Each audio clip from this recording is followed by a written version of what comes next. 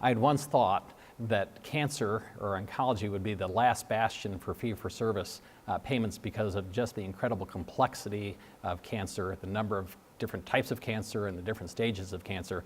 But we've moved into an era now where CMMI, the Center for Medicaid and Medicare Innovation, have put together an oncology care model where they're asking providers to go at risk for the total cost of care, not just the cancer care, but all cancer care or all costs for patients who have cancer.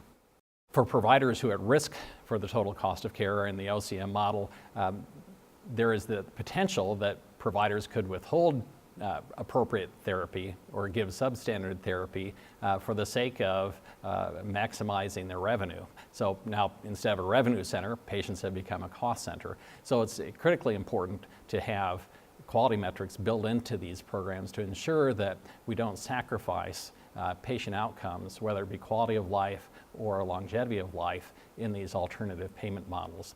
There have been a number of studies that have been published that have shown that, for example, that pathways can reduce the cost of the total cost of cancer care, and about 75% of that savings is due to the drugs themselves. But there are many other ways of reducing the cost of cancer care: avoidable ER visits, avoidable hospitalizations through same-day access to healthcare services, nurse triage programs that steer the patient to the office instead of to the ER or the hospital.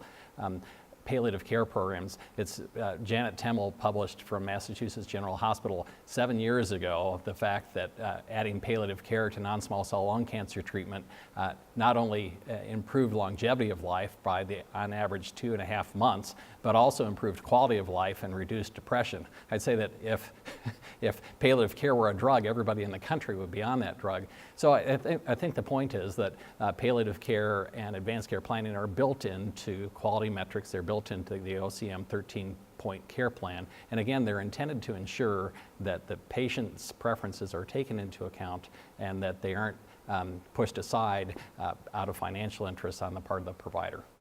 In the oncology care model from CMS, providers are at risk for the total cost of care, including patients who have non-small cell lung cancer.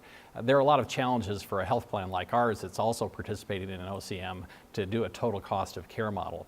So for common types of cancer, for breast, lung, colon, we do have incentives for providers, but they're more around ensuring that patients have advanced care planning, are involved in palliative care, and that we reduce the costs associated with avoidable ER visits and hospitalizations. So there can be multiple types of incentives. They don't all have to be around the total cost of care, and they don't have to be around drug selection. As I said, there are many ways of reducing the cost of care, and we've chosen to focus on avoidable hospitalizations and ER visits and those services that have been shown to reduce the cost of care, including palliative care and advanced care planning.